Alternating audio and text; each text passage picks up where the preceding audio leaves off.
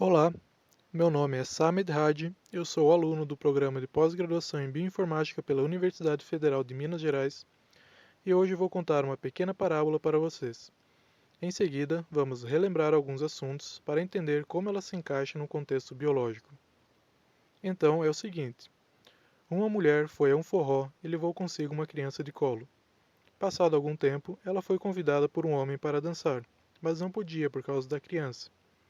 O que ela fez então? Simples, pediu a alguém que segurasse a criança enquanto ela dançava. Para começarmos então, vamos relembrar o que são as enzimas. As enzimas são substâncias orgânicas normalmente de natureza proteica. Normalmente, pois existem enzimas que são constituídas de RNA e são chamadas de ribozimas. Um exemplo de reação catalisada por ribozimas é a formação das ligações peptídicas entre os aminoácidos durante a síntese proteica. As enzimas são, então, catalisadores biológicos, que aumentam a velocidade de reações químicas. Muitas dessas reações poderiam acontecer sem a presença dessas enzimas, porém levaria muito tempo. Elas realizam esse aumento da velocidade de uma reação por meio da diminuição da energia de ativação, que é a energia necessária para determinada reação química acontecer. Vale lembrar também que as enzimas são extremamente específicas a um determinado substrato. A região onde a enzima catalisa a reação em um substrato é chamado de sítio ativo, e que a velocidade da reação e a atuação de uma enzima é influenciada pela quantidade do substrato, temperatura e pH. Muitas enzimas requerem componentes químicos para seu correto funcionamento. Esses componentes são chamados de grupos prostéticos. Quando esses grupos prostéticos são componentes inorgânicos, como íons metálicos, eles são chamados de cofatores.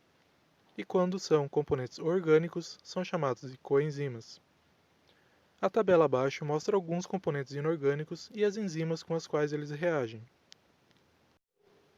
Muitas coenzimas são derivadas de vitaminas.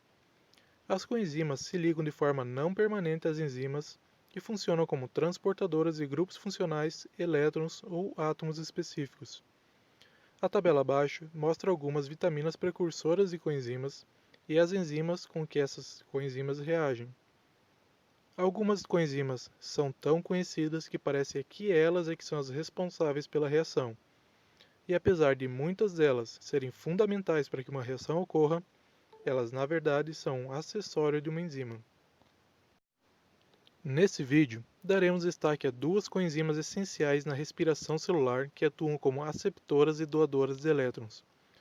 A primeira é a coenzima nicotinamida adenina dinucleotídeo, NAD, e a segunda é a coenzima flavina adenina dinucleotídeo, FAD. O NAD é uma coenzima que pode existir em dois estados de oxidação. Quando ocorre a oxidação do substrato, o NAD+, forma oxidada, que é a estrutura molecular do lado esquerdo, recebe um íon hidreto e é convertida em NADH, forma reduzida, que é a estrutura molecular do lado direito. A diferença pode ser observada nas regiões destacadas na figura, que são os grupamentos nicotinamida. No NAD+, o anel possui um nitrogênio carregado positivamente, enquanto que no NADH o nitrogênio não possui essa carga, o anel perdeu uma ligação dupla e existem dois hidrogênios, ao invés de um, ligados ao carbono superior desse anel, ou seja, temos uma estrutura reduzida. A reação global entre essas duas moléculas é dada da seguinte forma.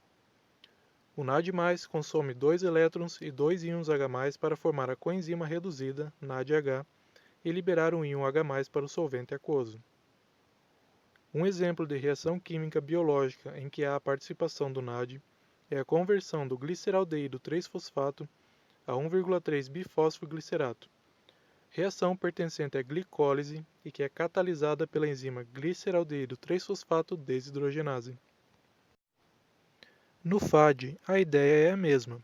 O grupamento flavina da molécula oxidada, FAD, estrutura molecular do lado esquerdo, irá receber elétrons e essa molécula será convertida à sua forma reduzida, FADH2, estrutura molecular do lado direito. Aqui na reação global, podemos observar a diferença. que ocorre entre os nitrogênios e carbonos dos anéis 2 e 3, onde a ligação dupla entre eles foi perdida e os nitrogênios passaram a fazer uma ligação com o hidrogênio. Um exemplo de reação química biológica em que há participação do FAD é a oxidação do succinato a fumarato, catalisada pela enzima succinato desidrogenase, reação essa que faz parte do ciclo de Krebs. Para concluir, vamos relembrar da parábola que vimos no começo do vídeo. O contexto biológico dela aqui é simples. O homem representa um substrato, a mulher representa uma enzima e a criança de colo uma coenzima. Após o contato entre a enzima e o substrato, ocorreu o desligamento entre a enzima e coenzima, e a reação entre a enzima e o substrato pôde acontecer. Obrigado por assistir esse vídeo e até a próxima.